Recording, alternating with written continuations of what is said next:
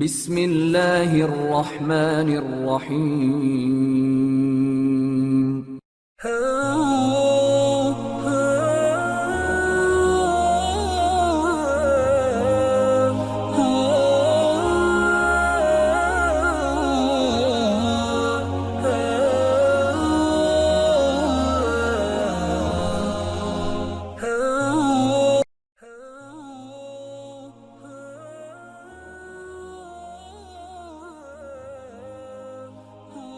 نبی کریم علیہ الصلوۃ والسلام کی ذات اقدس کے حوالے سے سلسلہ پنجتنی نے نوجوان نسل کی بہتر رہنمائی اور آگاہی کے لیے ایک سلسلہ وار پروگرام فوق البشر کی عنوان سے ترتیب دیا ہے۔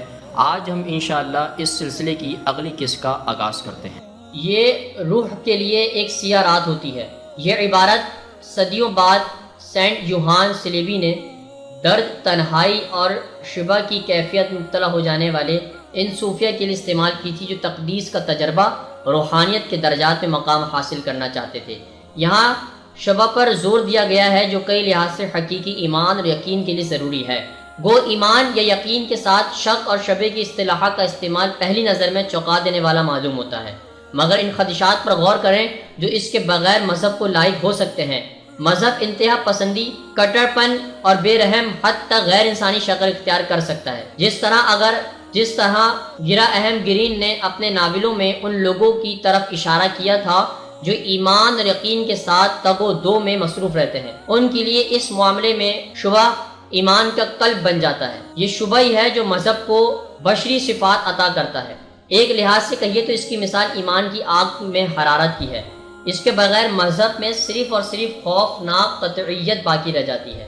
آدمی اپنی اصلیت یعنی انسانیت اور خیال سے عاری ہو جاتا ہے۔ مشہور ڈنمارکی فلسفی سورین کیرکگور نے کہا تھا کہ اندھے یقین کے لیے کسی اعتقاد کی ضرورت نہیں ہوتی۔ ایک اونچے درخت کی کمزور شاخ پر سوار ہو کر اس کے نہ ٹوٹنے کا یقین رکھنا صرف اور صرف قطعی اجٹپن اور سادگی سے ممکن ہے، مگر دوسری جانب اس کمزور شاخ پر یہ جانتے ہوئے کہ اس شاخ کے ٹوٹنے کا امکان موجود ہے پھر بھی چڑھ جانا دراصل ایمان یا یقین ہے۔ آپ اپنی سہولت کے لیے اسے خدا پر ایمان یا پھر قسمت پر یقین اور اگر کچھ نہیں تو اوسط قوانین قدرت ممکنہ سے تعبیر کر سکتے ہیں، جہاں قطعیت سے مراد سوچنے، سوال اٹھانے اور استدلال سے انکار ہے۔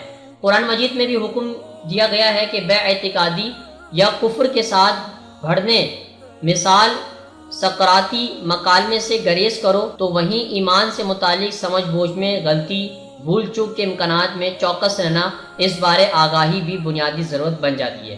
یہی وجہ ہے کہ شاید عبرانیوں کے نام خط میں ایمان کی تعریف یوں ہے کہ ایمان کے معنی ہے کہ جن چیزوں کی امید ہو اس پر یقین، اور جو چیز ہم دیکھ نہیں سکتے اس کی حقیقت کو ماننا۔ معزز دوستو، آج کی گفتگو کا اختتام ہوا۔ انشاءاللہ کل آپ سے پھر ملاقات کریں گے ایک نئے ذکر اور فکر کے ساتھ۔ اپنا بہت سارا خیال رکھیے گا۔ اللہ حافظ۔